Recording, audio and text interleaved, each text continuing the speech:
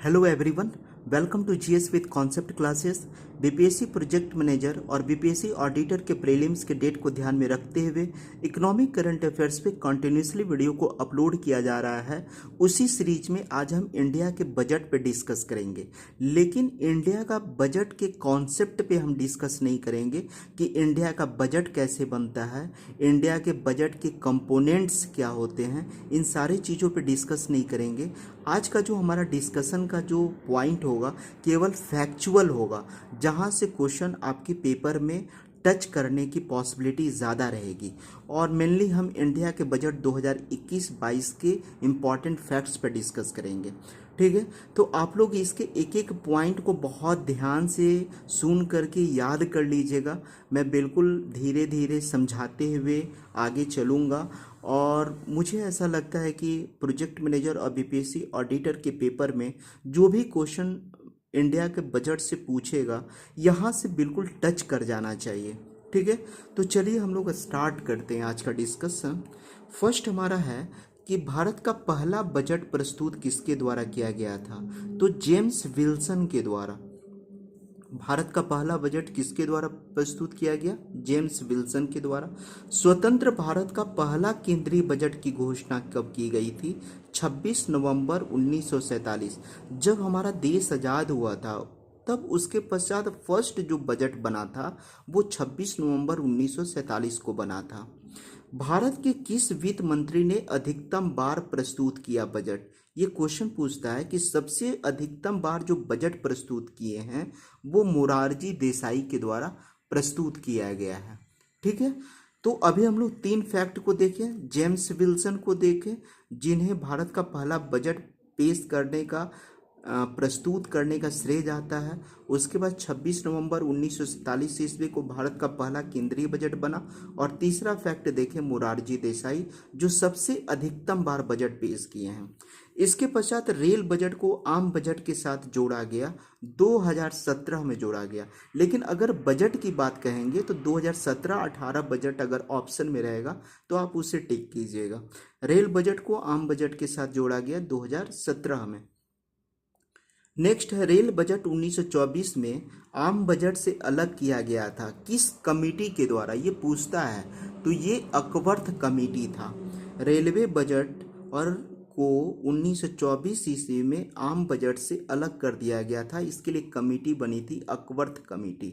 कहीं कहीं इसको एकवर्थ कमेटी भी लिखता है। ओके, तो जो आम बजट और रेलवे बजट को जो मर्ज किया गया था 1924 ईस्वी में, उसी को 2017 में क्या कर दिया गया? फिर रेलवे को आम बजट से जोड़ दिया गया। ऐसा रीज़न था क्योंकि गवर्नमेंट को लग रहा था कि रेल बजट का जो है अब प्रासंगिकता नहीं है सेपरेट बनाने का, इसलिए इसको जोड़ दिया गया था 2017 में। नेक्स्ट हमारा फैक्ट है कि केंद्रीय बजट 2020-21 स्वतंत्र भारत का कितने नंबर का बजट है? तो ये 73वें नंबर का बजट है।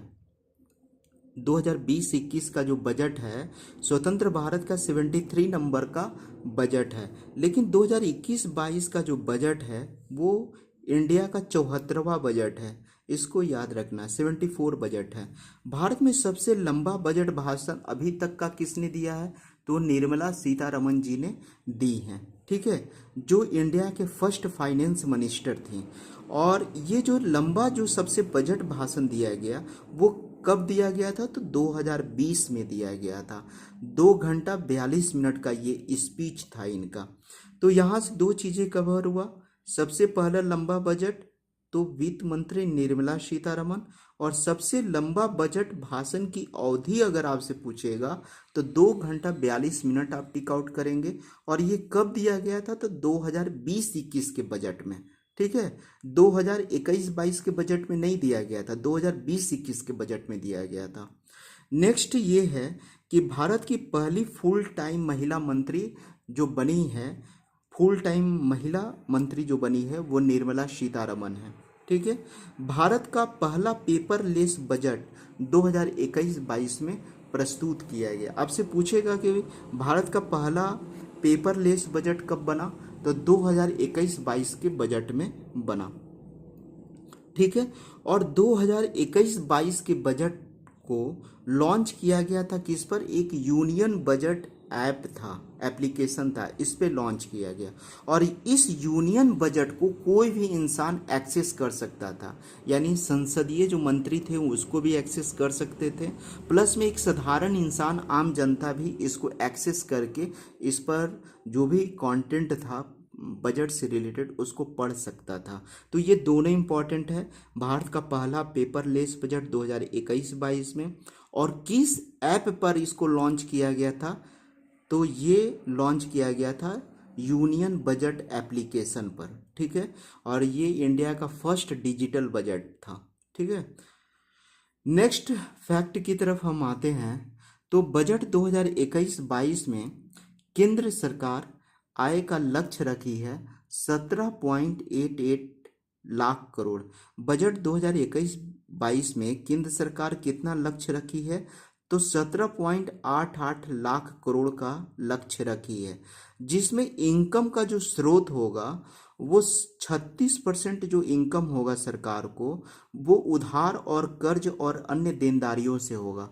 आपसे पूछा जाएगा कि इंडिया के बजट में जो केंद्रीय सरकार की जो सबसे प्रमुख जो इनकम का स्रोत है वो क्या है, उधार और कर्ज और अन्य देनदारियां हैं, कि जीएसटी है, कि इनकम टैक्स है, कि कारपोरेट टैक्स है। ये ऑप्शन बना सकता है, तो हम लोगों को टिक करना है उधार और कर्ज और अन्य देनदारियां।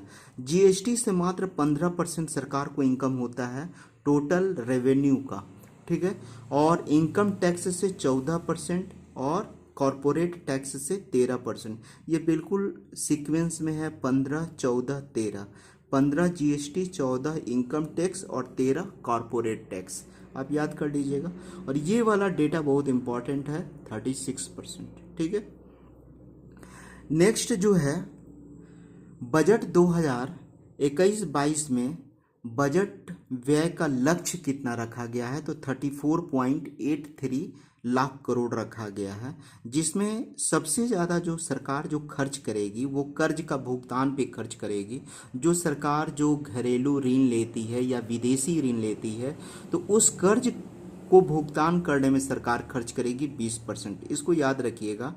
इसमें क्वेश्चन पूछेगा कि बजट 2021-22 में बजट में जो व्यय का जो लक्ष्य रखा गया वो सबसे ज़्यादा कहाँ पे सरकार खर्च करेगी, तो कर्ज का भुगतान करने में। लेकिन अगर आपसे पूछा जाए कि सरकार का बजट में आय का सबसे बड़ा स्रोत क्या है, तो उधार और अन्य देनदारियां हैं, ठीक है। तो ये दोनों इंपॉर्टेंट क्वेश्चन हैं, इसको आप लोग देख लेंगे। नेक्स्ट है कि बजट जो है, इस बार का जो बजट है उसका आधार स्तंभ पूछ सकता है। तो पहले तो आप लोगों को याद रखना है 6 आधार स्तंभ था इसका। आपसे डायरेक्ट यहाँ से क्वेश्चन पूछेगा कि इस बार के बजट का आधार स्तंभ कितने थे, तो 6 आधार स्तंभ थे, ठीक है। जिसमें स्वास्थ्य और कल्याण था, जिसको हमने एच से सिंबॉलिक कर दिया है। वास्तविक और वित्तीय पूंजी और बुनियादी ढांचा, जिसको हम लोग फाइनेंस से कर दिए हैं। आकांक्षी भारत के लिए समावेशी विकास, इसको हम लोग आई से कर दिए हैं, यानी इंक्लूसिव। मानव पूंजी में नवजीवन का संचार, एच फॉर ह्यूमन। नवोन्मेष और अनुसंधान विकास, आई यानी इनोवेशन। और न्यूनतम सरकार और अधिकतम शासन, इसको एम से इंडिकेट कर लिए। तो आप इसको कोडिंग करके याद कर लीजिएगा। यहाँ से भी एमसीक्यू बन सकता है, या कितने स्तंभों पर टिका हुआ है यहाँ से क्वेश्चन बनेगा, तो 6 स्तंभों पर ये टिका हुआ है। नेक्स्ट हम लोग आते हैं डायमेंशन पे। केंद्रीय बजट 2021-22 में स्वस्थ एवं खुशहाली पे जो खर्च किया गया, वो खर्च किया गया 2,23,846 करोड़ रुपया। इस अमाउंट को याद रखना है, ठीक है। 2,23,846 करोड़ रुपया पिछले साल की तुलना में 137% की वृद्धि हुई है। आपसे पूछा जाएगा कि जो हेल्थ सेक्टर पे जो पैसा खर्च किया गया, ठीक है, हेल्थ पे, तो वो पिछले साल की तुलना में कितना परसेंट ज़्यादा खर्च किया गया, तो 137%। इंपॉर्टेंट है। कोविड-19 वैक्सीन पर 35,000 करोड़ रुपया सरकार खर्च की है, इसको भी याद रख लेना है। 35,000 करोड़ रुपया सरकार खर्च की है। न्यूमोकोकल वैक्सीन पूरे भारत में लॉन्च किया गया है। ये न्यूमोकोकल वैक्सीन इंडियन गवर्नमेंट का खुद का वैक्सीन था, इसको पूरे भारत में लॉन्च किया गया है।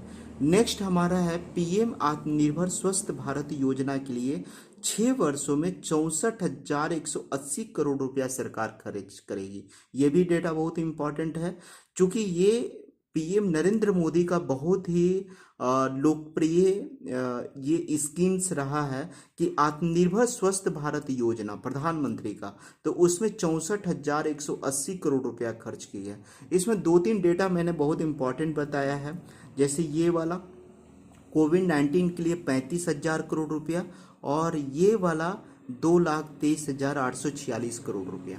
ठीक है। मिशन पोषण 2.0 लॉन्च किया गया है। ठीक है, मिशन पोषण 2.0 लॉन्च किया गया है। जल जीवन मिशन शहरी के लिए 5 वर्षों में 2,87,000 रुपये खर्च किया गया है। मैंने कोई भी ऐसा डेटा यूज नहीं किया है जो अनरिलेवेंट है, तो इसलिए जो भी मैं डेटा लिखा हूँ समझिए कि वो आपके ऑब्जेक्टिव में दिख सकता है, तो कोई भी डेटा को आपको इग्नोर नहीं करना। ये डेटा भी इम्पॉर्टेंट है। 2,87,000 करोड़ रुपया। ठीक है। जल जीवन मिशन शहरी स्कीम के लिए 5 वर्षों में सरकार कितना खर्च करेगी, तो 2,87,000 करोड़ रुपया।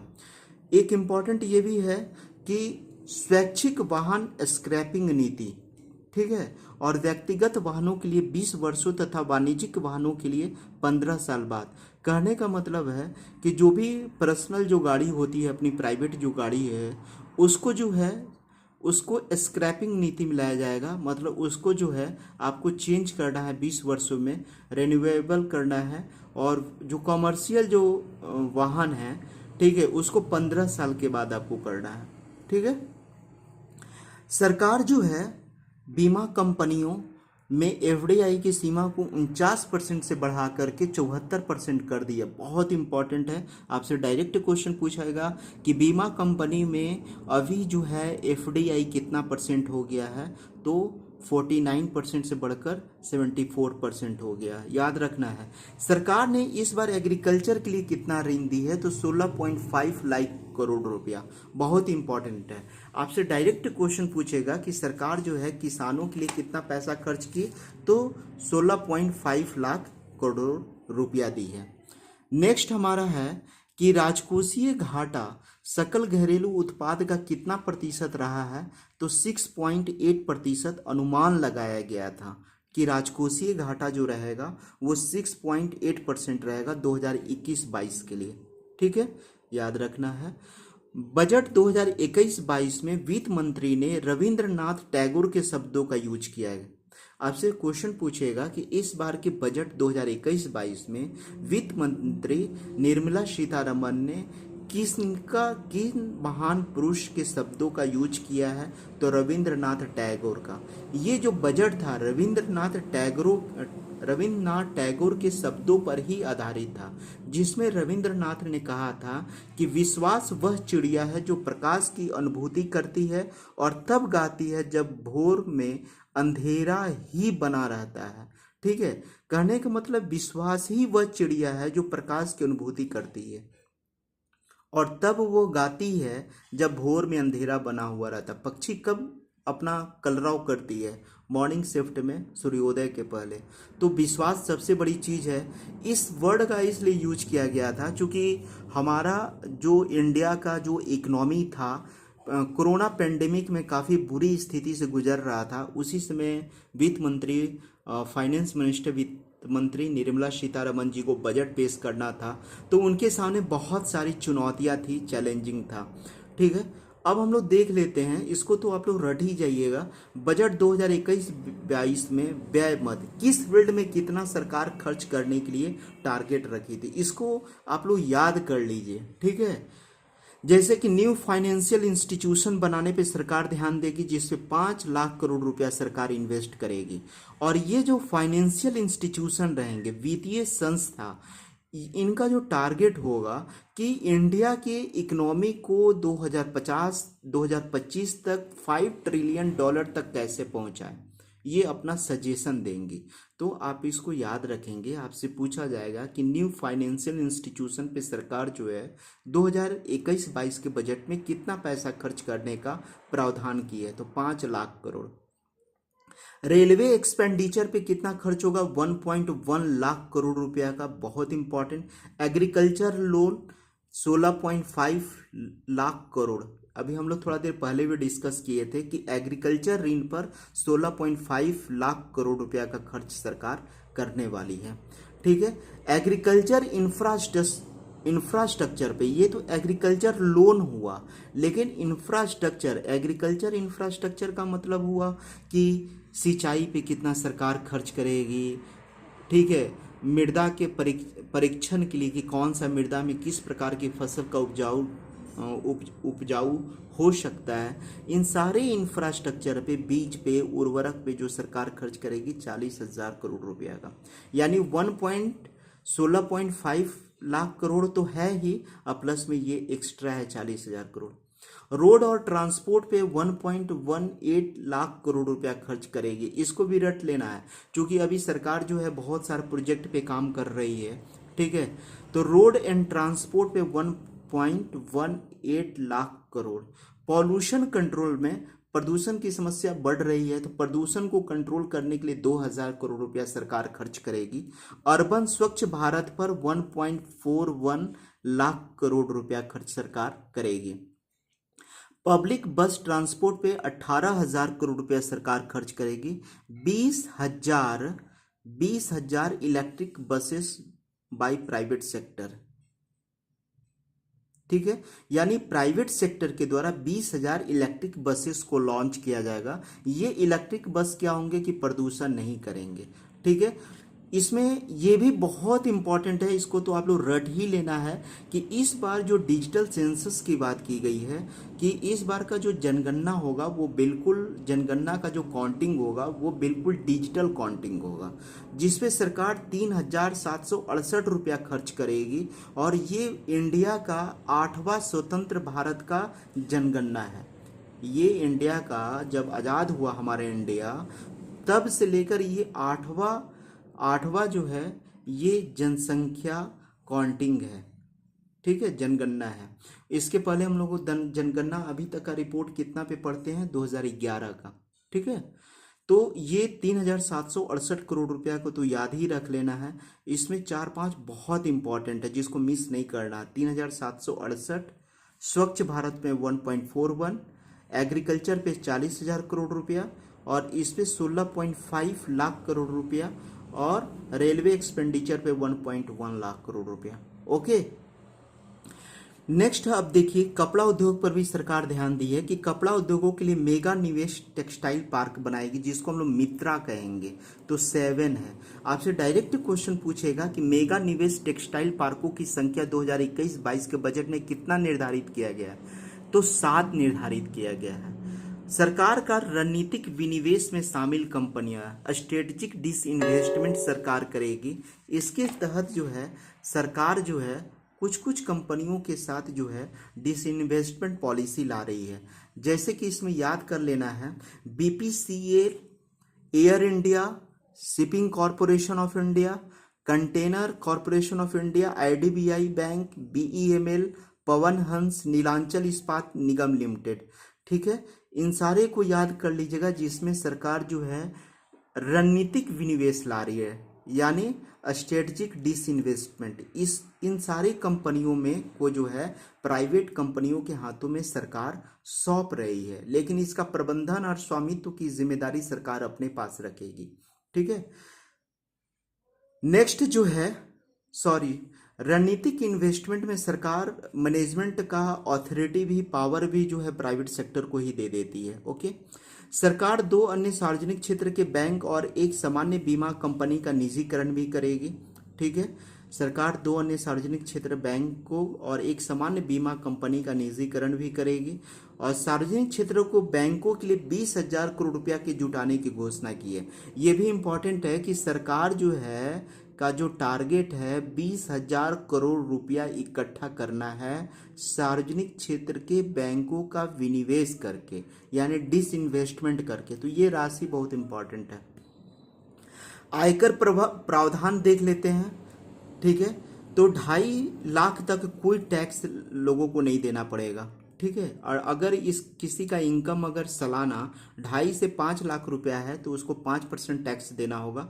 5 से 7 लाख का अगर इनकम है तो 10% देना होगा। तो यहाँ से क्वेश्चन डायरेक्ट बनेगा कि किस स्लैब में जो है 0% टैक्स लगता है, कहाँ तक। तो 2.5 लाख रुपया तक 0 टैक्स है। उसके पश्चात हमारा 5% बढ़ रहा है, 5%, फिर 5 से 10%, ठीक है। ये भी बहुत इंपॉर्टेंट है कि सभी जिन्सों के लिए उत्पादन लागत का कम से कम 1.5 गुना न्यूनतम समर्थन मूल्य सुनिश्चित करना।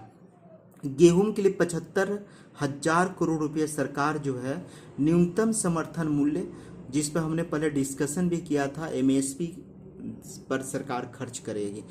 आगे वाला भी वर्ड अगर अंक याद रखेंगे तो आप ऑप्शन देख करके टिक जरूर कर लेंगे, ठीक है। तो इसमें 75,000 करोड़ रुपया राउंड फिगर में याद कर सकते हैं।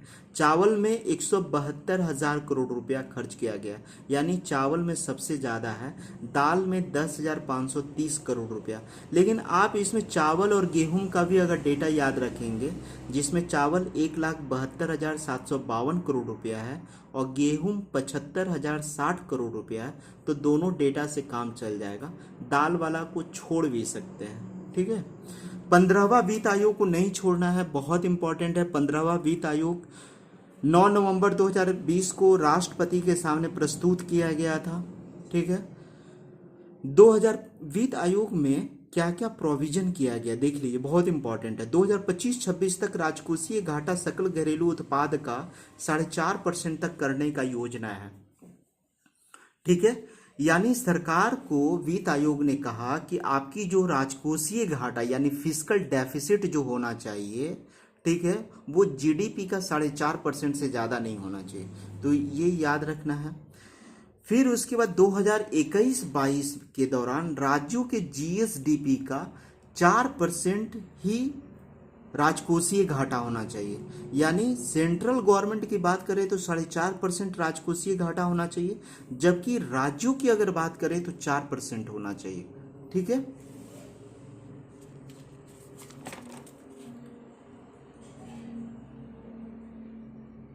इसमें जो है नेक्स्ट हम लोग आते हैं 2023-24 तक राजकोषीय घाटा जीएसडीपी का 3% तक लाना है। अच्छा 1 मिनट, यहाँ पर जो गवर्नमेंट कही है ना कि 2021-22 के दौरान राज्यों को जीएसडीपी का मतलब जिस स्टेट का जितना जीएसडीपी होगा उसका 4% से ज़्यादा वो उधार नहीं ले सकती है। इस डेटा को आपको याद रखना है। मैंने आपको अभी 2 डेटा बताया। पहला डेटा हमने बताया था कि सेंट्रल गवर्नमेंट के बारे में सरकार कही है कि उसका जो राजकोषीय घाटा होना चाहिए वो 4.5% तक होना चाहिए, ठीक है। लेकिन स्टेट गवर्नमेंट की अगर मैं बात करूं तो यहाँ पर जो राजकोषीय घाटा की जो बात कही गई है वो जीएसडीपी का 3% कहा गया है। कंफ्यूज नहीं होना है। सेंट्रल गवर्नमेंट के लिए 4.5% होना चाहिए राजकोषीय घाटा, जबकि स्टेट गवर्नमेंट के लिए 3% होना चाहिए। अभी हमने जो एक डेटा बताया आपको वो बताया था कि कोई भी स्टेट गवर्नमेंट जितना उसका जीएसडीपी है, ठीक है, उसका 4% ही उधारी प्राप्त कर सकती है। ये डेटा बताया था, ठीक है। तो हम आप लोगों को 3 डेटा अभी फिलहाल बताएं। 4.5% सेंट्रल गवर्नमेंट के संदर्भ में, 4% क्या कर सकती है स्टेट गवर्नमेंट अपने जीएसडीपी का उधार ले सकती है, और तीसरा हमने डेटा बताया 3% राजकोषीय घाटा होना चाहिए स्टेट गवर्नमेंट के संदर्भ में। नेक्स्ट पे हम लोग आते हैं कि 2021 से 26 के लिए केंद्रीय करों के आवंटन और वितरण में राज्यों की हिस्सेदारी 41% है, ठीक है। आपसे डायरेक्ट क्वेश्चन पूछेगा कि कितना परसेंट है, तो 41%। केंद्र सरकार की जितनी रेवेन्यू है, इनकम है, उसमें 41% जो है सरकार राज्य को दे देगी, जबकि 14वें वित्त आयोग में 42% की बात की गई है। इसमें 1 1% की कटौती कर ली गई है। पहले 42 था, अब 41 कर दिया गया। केंद्र सरकार क्या करेगी कि केंद्र शासित प्रदेश जम्मू कश्मीर और लद्दाख को केंद्र की हिस्सेदारी से निधि देगी। जो 1% की जो कटौती की है वो जम्मू कश्मीर और लद्दाख के लिए ही सरकार की है, क्योंकि अब जो सरकार सेंट्रल गवर्नमेंट अब इसको फाइनेंस करेगी। ठीक है। विवाद से विश्वास योजना क्या है? तो विवाद से विश्वास योजना के तहत 30 जनवरी 2021 तक 1,10,000 से अधिक करदाताओं ने इस योजना के तहत 85,000 करोड़ रुपया से अधिक कर विवाद का निपटाने का विकल्प चुना गया। फर्स्ट में तो आपको याद रखना कि विवाद से विश्वास योजना क्या है। तो ये क्या है कि करदाताओं से कर संबंधित जो इनकी जो प्रॉब्लम होती है, जो टैक्स देने वाले जो होते हैं, अगर वो टैक्स पे नहीं करते हैं तो उसके लिए सरकार स्कीम चलाई थी विवाद से विश्वास योजना। आपसे पूछा जाएगा कि किसके लिए है, तो ये कर विवाद से निपटान करने के लिए है। विवाद से विश्वास योजना कर विवाद से निपटान करने के लिए। इसमें जो है 85,000 करोड़ रुपया से अधिक अगर पैसा होगा कर से, तब ये इस पर सुनवाई करेगी। ठीक है। नेक्स्ट हमारा है कि न्यू स्पेस इंडिया लिमिटेड द्वारा PSLV C51 को छोड़ा जाएगा। आपसे पूछा जाएगा कि PSLV C51 किसके द्वारा छोड़ा जाएगा? तो न्यू स्पेस इंडिया लिमिटेड के द्वारा। और ये क्या करेगी कि ब्राजील के अमेजोनिया उपग्रह और कुछ भारतीय उपग्रह को ले जाएगी। तो आपको ये नाम याद रखना है कि PSLV CS51 के द्वारा ब्राजील के अमेजोनिया उपग्रह को छोड़ा जाएगा, साथ ही साथ भारतीय उपग्रह को भी ले जाया जाएगा। और ये किसके द्वारा बनाया गया? तो न्यू स्पेस इंडिया लिमिटेड के द्वारा। ठीक है। नेक्स्ट हमारा है कि पहला मानव रहित प्रक्षेपण जो है कब होगा? तो ये होगा दिसंबर 2021 में। हमारी इंडियन गवर्नमेंट का टारगेट है कि दिसंबर 2021 तक पहला मानव रहित प्रक्षेपण कर दिया जाएगा। बहुउद्देशीय सीवीड पार्क की स्थापना कहाँ की गई है? तमिलनाडु में। आपसे डायरेक्ट क्वेश्चन पूछेगा कि बहुउद्देशीय सीवीड पार्क कहाँ है, तो आप टिक आउट करेंगे तमिलनाडु। महामारी वर्ष में सरकार अपनी क्या क्या उपलब्धियां गिना रही है? बेसिकली ये चीज़ हमको सबसे आगे लिखना चाहिए था, लेकिन मैं बाद में लिखा हूँ। देखिए, कोई भी जब बजट पास होता है तो उसमें सरकार पहले अचीवमेंट को गिनवाती है कि मेरी क्या क्या उपलब्धियां हैं। ठीक है। तो उसी में वित्त मंत्री निर्मला सीतारमण जी भी अपना जो है उपलब्धि गिनवाई हैं कि क्या क्या हमारे देश की सरकार की उपलब्धि रही है। तो पहला उपलब्धि में बताया उन्होंने कि प्रधानमंत्री गरीब कल्याण योजना के तहत सरकार ने 80 करोड़ लोगों को मुफ्त अनाज और 8 करोड़ परिवारों के लिए रसोई गैस उपलब्ध करवाई। प्रधानमंत्री गरीब कल्याण योजना में 80 करोड़ लोगों को मुफ्त अनाज मिला है। 80 करोड़ लोगों को, ये डेटा याद रखना है। और 8 करोड़ लोगों को LPG गैस कनेक्शन फ्री दिया गया। ठीक है। 80 करोड़ और 8 करोड़, ये दोनों डेटा इंपॉर्टेंट है। सरकार ने 23 लाख करोड़ रुपए का आत्मनिर्भर भारत पैकेज लॉन्च किया है। 23 लाख करोड़ रुपए का आत्मनिर्भर भारत पैकेज लॉन्च किया। नेक्स्ट हमारा है कि कोविड-19 महामारी की दुनिया भर में प्रति मिलियन मामलों में, ठीक है, भारत की मृत्यु दर सबसे कम रही। अगर हम कोरोना पीरियड में अगर मृत्यु दर की बात करें तो इंडिया में वर्ल्ड में सबसे कम रहा। ये अपनी गवर्नमेंट अपना उपलब्धि के रूप में गिना रही है। ओके। नेक्स्ट है स्वदेशी कोविड वैक्सीन के विकास के लिए सरकार जो है सक्रिय है कि हम अपने देश में कोरोना से लड़ने के लिए कोविड वैक्सीन का निर्माण कर सकें। सरकार इसके लिए तत्पर है। नेक्स्ट है कि सरकार ने कुछ संरचनात्मक सुधार किए हैं, जैसे कि one nation one ration card, सार्वजनिक क्षेत्र के उपक्रमों का निजीकरण और उत्पादन लिंक्ड प्रोत्साहन योजना। सरकार कुछ संरचनात्मक सुधार क्या की है? तो one nation one ration card scheme सरकार लाई है। One nation one ration card scheme के तहत जो सरकार जो है, आप कहीं से इस राशन कार्ड के माध्यम से आप कहीं से भी आप अनाज उठा सकते हैं, किसी भी स्टेट में रहें। सार्वजनिक क्षेत्र के उपक्रमों का सरकार निजीकरण कर रही है और उत्पादन लिंक्ड प्रोत्साहन योजना, जिसको हम लोग कहते हैं PIL, पे सरकार ध्यान दे रही है। उत्पादन लिंक्ड प्रोत्साहन योजना में क्या करती है सरकार कि उत्पादन को बढ़ाने के लिए कंपनियों को इंसेंटिव देती है, कुछ राहत देती है। ठीक है। 2021 में भारतीय इतिहास में उपलब्धियों का वर्ष कैसा रहा? तो भारत की आज़ादी का 75वां वर्ष मना रहा है इंडिया। भारत में गोवा के शामिल होने का 60 वर्ष पूरा कर लिया। 1971 में भारत पाकिस्तान युद्ध के 50 वर्ष पूरे हुए। ये सब भारतीय इतिहास में उपलब्धि है। स्वतंत्र भारत की ये 8वीं जनगणना का वर्ष है। ठीक है। और ब्रिक्स की अध्यक्षता के लिए भारत की बारी है, यानी ब्रिक्स की जो अध्यक्षता करेगा वो इंडिया सरकार करेगी, भारत की सरकार। और चंद्रयान 3 मिशन का वर्ष है 2021, चंद्रयान को छोड़ने का भी वर्ष है। तो ये सारा जो सरकार का हिस्टोरिकल अचीवमेंट है। आज़ादी का 75वां वर्ष, भारत में गोवा शामिल हो गया है, 60 वर्ष पूरा हुआ। और 1971 में भारत पाकिस्तान के 50 वर्ष पूरे हुए। 8वीं जनगणना होने वाला है, ब्रिक्स की अध्यक्षता सरकार करेगी और चंद्रयान 3 मिशन का वर्ष है। नेक्स्ट जो है ये भी बहुत इंपॉर्टेंट है कि जनजातीय क्षेत्रों में 750 एकलव्य मॉडल स्कूल खोले जाएंगे जो कि रेसिडेंशियल होंगे, रिहायशी होंगे। ऐसे स्कूलों की इकाई लागत को बढ़ा के 38 करोड़ रुपया करना है।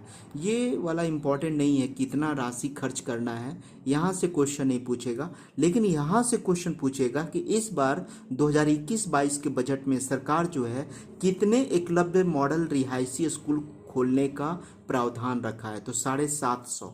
ठीक है। और अनुसूचित जाति के कल्याण हेतु पोस्ट मैट्रिक छात्रवृत्ति योजना सरकार शुरू कर रही है और 100 सैनिक स्कूलों को सरकार खोलेगी। ये वाला भी इंपॉर्टेंट है। तो 750 एकलव्य स्कूल खुलेगा और 100 सैनिक स्कूल खुलेगा। युवाओं के अवसर को बढ़ाने के लिए सरकार जो है संयुक्त अरब अमीरात UAE और जापान के साथ अंतर प्रशिक्षण कार्यक्रम पर सरकार ध्यान दे रही है कि आप मेरे यहाँ के यूथ पर को ट्रेनिंग दीजिए, वोकेशनल ट्रेनिंग दीजिए। ठीक है। तो आपसे क्वेश्चन पूछा जाएगा कि इस बार के बजट में सरकार ने अंतर प्रशिक्षण कार्यक्रम के तहत सरकार ने किस 2 देशों के साथ समझौता किया है ताकि हम अपने देश के यूथ वर्ग को वोकेशनल ट्रेनिंग दे सकें। तो उसमें 2 नाम है, जापान और संयुक्त राज्य अमेरिका UAE। नेक्स्ट हमारा है कर प्रस्ताव। कर प्रस्ताव में हम 2 चीज़ों पे ध्यान देंगे। फर्स्ट है प्रत्यक्ष कर, और प्रत्यक्ष कर में क्या की है सरकार, 75 वर्ष से अधिक उम्र वाले लोगों को टैक्स फ्री की है। इसको तो हम लोग पहले भी डिस्कस किए हैं। ये वाला डेट याद रखना है। 75 वर्ष से जो भी लोग ज़्यादा ओल्ड हो चुके हैं या जो 75 वर्ष के हैं उनको किसी भी प्रकार का टैक्स नहीं लगेगा, यानी आयकर रिटर्न से उनको मुक्ति मिल गई है। स्टार्टअप में कर आवास की अवधि को 1 वर्ष 31 मार्च 2022 तक बढ़ा दिया गया है, यानी स्टार्टअप वाले लोगों को 31 मार्च 2022 तक कर राहत में छूट दी गई है। तो ये वाला डेट को याद रखना है, 31 मार्च 2022 तक। 10 लाख रुपए तक का कर विवाद को हल करने के लिए एक विवाद समाधान समिति का गठन किया गया है। 10 लाख रुपए तक अगर टैक्स से रिलेटेड कोई विवाद है तो उसके लिए एक समाधान समिति का गठन किया गया है।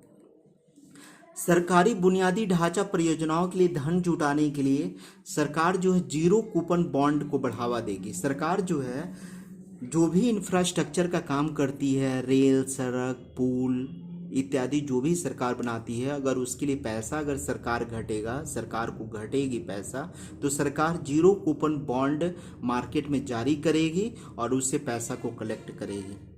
सरकार के पास 2020 में रिटर्न फाइलर जो है लगभग 6.48 करोड़ हो जाएंगे, यानी जो रिटर्न फाइल करने वाले हैं, जो इनकम टैक्स देने वाले हैं लोग, 2020 में 6.48 करोड़ हो जाएगा, यानी 6.5 करोड़। ठीक है। सस्ते घर में भी सरकार छूट दे रही है। जिसको भी घर बनाना है उसके लिए भी टैक्स सीमा में सरकार छूट दी है और कही है कि आप लोग सस्ते लोन ले सकते हैं मकान बनाने के लिए, और उसकी सीमा जो है 31 मार्च 2022 तक बढ़ा दी गई है। ठीक है। अप्रत्यक्ष कर में क्या की है सरकार, तो agriculture infrastructure and development cess adds petrol और डीजल पर 2.5 रुपया 4 रुपया प्रति लीटर लगाया गया। ये बहुत इंपॉर्टेंट है, आपसे पूछा जाएगा कि 2021-22 के बजट में पेट्रोल पे कितना सेस लगाया गया है, तो 2.5 रुपया का सेस लगाया गया है। ठीक है, सेस का मतलब उपकर होता है। ठीक है, और डीजल पे कितना लगा है, तो 4 रुपया प्रति लीटर लगाया गया है। कपास पर सीमा शुल्क बढ़ा करके 10% सरकार कर दी है। ठीक है, और रेशम पे 15%। और कर या ऋण सरकार के लिए राजस्व का सबसे बड़ा स्रोत है। इसके बाद जीएसटी। इस पर तो हम लोग पहले भी डिस्कस किए थे कि सरकार को जो रेवेन्यू, जो सबसे ज़्यादा जो रेवेन्यू सरकार को मिलता है वो कहाँ से मिलता है, तो ऋण से मिलता है, कर्ज से मिलता है। राजस्व का सबसे बड़ा स्रोत क्या है सरकार का, कर, कर्ज और ऋण से मिलता है। इसके बाद जीएसटी से सरकार को मिलता है। इस पे पहले भी हम लोग डिस्कस कर चुके थे। नेक्स्ट पे हम लोग आते हैं कि आयकर सरकार के लिए कर राजस्व का सबसे बड़ा स्रोत है। आयकर जो है सरकार के लिए कर राजस्व का सबसे बड़ा स्रोत है। अगर आयकर की बात करेंगे तो उसमें कर राजस्व सबसे बड़ा स्रोत है। ठीक है, इनकम टैक्स से सबसे ज़्यादा सरकार को रेवेन्यू प्राप्त होता है। ऐसे अगर हम देखेंगे कि सरकार को रेवेन्यू किससे ज़्यादा मिलता है, तो हम बोलेंगे क्या कि कर्ज सरकार सबसे ज़्यादा लेती है। लेकिन अगर हम कर राजस्व का सबसे बड़ा स्रोत अगर इंडियन गवर्नमेंट के अंदर देखें तो वो आयकर है, इनकम टैक्स है। सरकार का अधिकतम खर्च ब्याज भुगतान पर जाता है। जो सरकार जो पैसा लेती है तो उस पर तो इंटरेस्ट भी पे करना होता है, तो ये जो है सरकार का सबसे ज़्यादा पैसा व्यय होता है। इस बार के बजट में क्या क्या चीज़ें सस्ती हुई, क्या क्या चीज़ें महंगी हुई, तो सोना और तांबा ये दोनों सस्ता हो गया था। सोना, तांबा, लोहा, स्टील, बीमा और चमड़े का उत्पाद, बीमा कराना भी सस्ता हो गया था। ठीक है, क्या क्या सस्ता हुआ, तो सोना, तांबा, लोहा, स्टील और चमड़ा और बीमा। ठीक है, नेक्स्ट है कि क्या महंगा हुआ, तो जितने भी इलेक्ट्रॉनिक उपकरण थे वो महंगा हो गए थे। गाड़ी के पार्ट्स जो थे वो महंगे हो गए थे। और इम्पोर्टेड कपड़ा जो ब्रांडेड होते हैं, जो विदेशों से लाए जाते हैं, वो महंगा हो जाएंगे। मोबाइल से जुड़ी एसेसरीज भी महंगी हो जाएगी, मोबाइल महंगा हो जाएगा। पेट्रोल डीजल सब महंगे हो जाएंगे, पेट्रोल डीजल भी महंगा हो जाएगा। सोलर सेल भी महंगा हो जाएगा। विदेशी खाद्य तेल, रत्न महंगा, विदेशी खाद्य तेल सब महंगा होगा। यानी विदेशी खाद्य तेल जो हम लोग विदेशों से खाद्य ऑयल जो मंगाते हैं वो भी महंगा हो जाएगा। और रत्न हमारा महंगा हो जाएगा, लेकिन सोना हमारा सस्ता हो जाएगा। ठीक है, सरकार ने उज्ज्वला योजना के तहत अतिरिक्त 1 करोड़ लोगों को जोड़ने की घोषणा की है। ये भी बहुत इंपॉर्टेंट है कि सरकार जो है उज्ज्वला योजना के तहत कितने करोड़ लोगों को जोड़ने की बात की गई है, तो 1 करोड़ लोगों को सरकार और जोड़ेगी। और इसमें पहले से 12 करोड़ लोग जुड़े हुए हैं।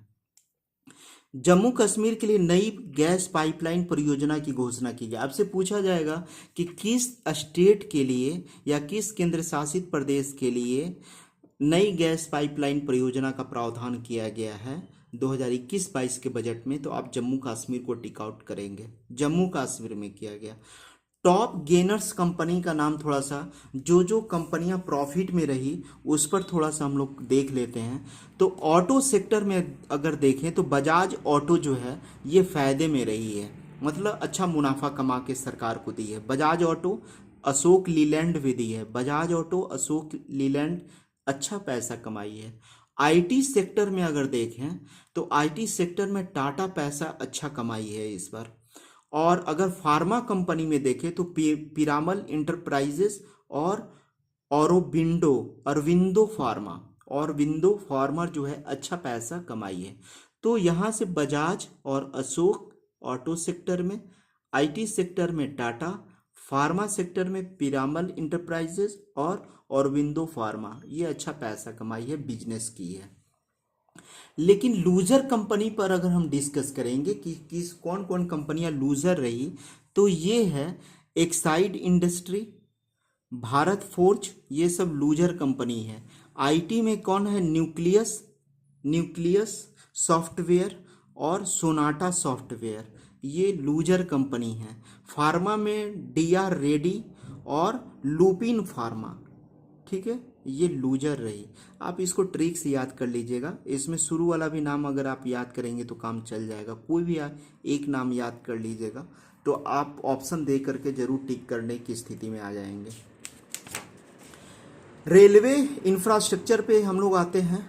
रेलवे इंफ्रास्ट्रक्चर में जो है उस पे 2030 तक भारत के लिए राष्ट्रीय रेल योजना सरकार बनाने की बात की है। 2030 तक, दिसंबर 2023 तक ब्रॉड गेज मार्गों का 100% विद्युतीकरण किया जाएगा। पश्चिमी समर्पित भाड़ा कॉरिडोर, जिसको हम लोग डीएफसी कहते हैं, ठीक है, डेडिकेटेड फ्रेट कॉरिडोर, अब पूर्वी डीएफसी को जून 2022 तक चालू किया जाएगा। देखिए यहाँ से क्वेश्चन बनेगा कि सरकार ब्रॉड गेज मार्ग को 100% विद्युतीकरण करने का टारगेट कब तक रखी है, तो ये डेटा याद रखना है, दिसंबर 2023 तक।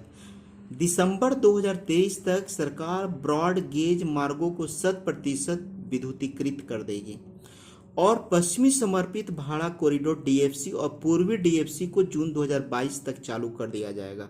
वेस्टर्न डीएफसी और ईस्टर्न डीएफसी यानी पूर्वी को जून 2022 में स्टार्ट कर दिया जाएगा, अब ये स्टार्ट नहीं है।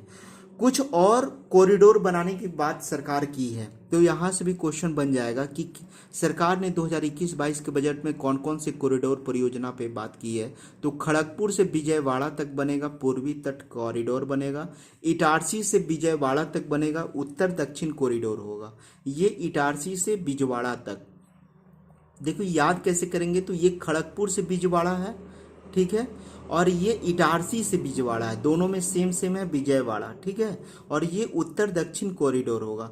और थर्ड वाला में भुसावल खड़गपुर दानकुनी पूर्वी पश्चिमी कॉरिडोर है, ठीक है, ये भुसावल खड़गपुर और दानकुनी होते हुए जाएगा, ये पूरब पश्चिम कॉरिडोर है। मेट्रो ट्रेन सरकार चलाने की बात की गई है, कुछ फेजों पे काम चल रहा है। सरकार ने कोची मेट्रो की बात की है, चेन्नई मेट्रो की बात की है, बेंगलुरु मेट्रो की बात की है, नागपुर और नासिक। यहाँ पर ऑप्शन क्वेश्चन क्या बनेगा कि सरकार ने किस किस मेट्रो ट्रेन पे काम स्टार्ट करने की बात की है 2021-22 के बजट में। तो इन सारे, ऐसा नहीं कि इसमें दिल्ली मेट्रो का नाम दे तो आप लोग दिल्ली मेट्रो टिक कर लीजिएगा। सरकार इस बार के बजट में इन 5 मेट्रो ट्रेन पे काम कर रही है। छठे पर कोई भी अगर ऑप्शन छठा आता है तो आप उसमें टिक आउट नहीं करेंगे। तो कौन सा है, कोच्चि है, चेन्नई है, बेंगलुरु है, नागपुर है, नासिक है। आप जो है इसको थोड़ा सा ट्रिक से याद कर लेंगे, जैसे नासिक महाराष्ट्र का है, नागपुर महाराष्ट्र का है, बेंगलुरु जो है कर्नाटक का है, चेन्नई तमिलनाडु का है, कोच्चि केरल का है। तो ये सब साउथ इंडियन स्टेट है, ठीक है। कंपनी का डिफिनीशन चेंज हुआ है, ठीक है, कंपनी का डिफिनेशन चेंज हुआ तो इसको देख लेना है। कंपनी अधिनियम 2013 के तहत लघु कंपनियों की परिभाषा में संशोधन किया गया है, जिसके तहत प्रदत्त पूंजी के लिए उनकी न्यूनतम सीमा 50 लाख रुपये से अधिक नहीं होने के स्थान पर 2 करोड़ से अधिक नहीं होना तथा कारोबार की न्यूनतम सीमा 2 करोड़ से अधिक नहीं होने के स्थान पर 20 करोड़ से अधिक नहीं होना तय किया गया। कहने का मतलब है कि इस बार का जो कंपनी अधिनियम 2013 में बना था उसमें जो कुछ संशोधन किया गया, इसमें कहा गया है कि वैसी कंपनियां जिसके तहत प्रदत्त पूंजी के लिए अगर 2 करोड़ रुपया अगर उनके पास पूंजी हो तथा कारोबार की न्यूनतम सीमा को भी घटा करके 2 करोड़ से 20 करोड़ तक अगर कारोबार करती है तो उसको लघु कंपनी का दर्जा दिया जाएगा। तो इसमें 2 करोड़ याद रखिएगा, उसकी प्रदत्त पूंजी 2 करोड़ की होनी चाहिए और कारोबार 20 करोड़ का होना चाहिए। ये 2 करोड़ का क्या होना चाहिए, प्रदत्त पूंजी, और 20 करोड़ रुपए का कारोबार होना चाहिए, तब हम लोग उसे लघु कंपनी का दर्जा देंगे। कुछ इंपॉर्टेंट वन लाइनर फैक्ट्स हैं, जैसे बजट 2021-22 में उज्ज्वला योजना के तहत 1 करोड़ अतिरिक्त गैस कनेक्शन दिए जाने की बात की, जो कि हम लोग पढ़े हैं। यह योजना कहाँ से प्रारंभ हुई थी, तो बलिया से स्टार्ट हुआ था। नेक्स्ट है कि बजट 2021-22 के बजट में किस केंद्र शासित प्रदेश में सेंट्रल यूनिवर्सिटी बनाने की बात की गई है। तो सेंट्रल यूनिवर्सिटी जो बनाने की जो बात की गई है वो लद्दाख में की गई है। नेक्स्ट हमारा नवीकरणीय ऊर्जा के क्षेत्र में क्रांतिकारी परिवर्तन लाने के लिए केंद्रीय बजट 2021-22 में शुरू की गई है। क्या शुरू की गई है? डायरेक्ट क्वेश्चन पूछेगा कि नवीकरणीय ऊर्जा के क्षेत्र में सरकार क्रांतिकारी परिवर्तन करने के लिए कौन सा स्कीम लाई है? तो राष्ट्रीय हाइड्रोजन ऊर्जा मिशन लाई है। बजट 2021-22 में उत्पादन आधारित प्रोत्साहन योजना की बात की है सरकार, प्रोडक्शन लिंक्ड इंसेंटिव की बात की गई है और इसे 5 वर्षों तक दिया जाएगा 1.97 लाख करोड़ रुपया। ठीक है। बजट 2021-22 में वित्त मंत्री द्वारा स्वास्थ्य के क्षेत्र में आधारभूत ढांचा मजबूत करने के लिए किस योजना की घोषणा की गई है? प्रधानमंत्री आत्मनिर्भर स्वस्थ भारत योजना। ये भी ऑब्जेक्टिव में पूछेगा कि वित्त मंत्री द्वारा बजट 2021-22 में स्वास्थ्य के क्षेत्र में आधारभूत ढांचे के विकास के लिए किस योजना की घोषणा की गई है? तो प्रधानमंत्री आत्मनिर्भर स्वस्थ भारत योजना की बात की गई है। बजट 2021-22 में सरकार के व्यय का सबसे बड़ा भाग क्या है? तो ये है हमारा ब्याज अदायगी। ठीक है, इसको हम लोग पहले भी देख लिए थे कि सरकार जो सबसे ज़्यादा जो खर्च करती है वो ब्याज अदायगी पर ही खर्च करती है, जो पैसा लेती है। Okay, thanks. और वीडियो थोड़ा सा लंबा बन गया है, लेकिन बजट से जो भी क्वेश्चन आप लोगों से पूछा जाएगा लगभग क्वेश्चन यहाँ से टच कर जाएगा, यहाँ से बाहर नहीं जाएगा। ठीक है, आप लोग इसके सारे फैक्ट को बिल्कुल जैसे भी हो याद कर लेना है। Thank you very much for watching this video.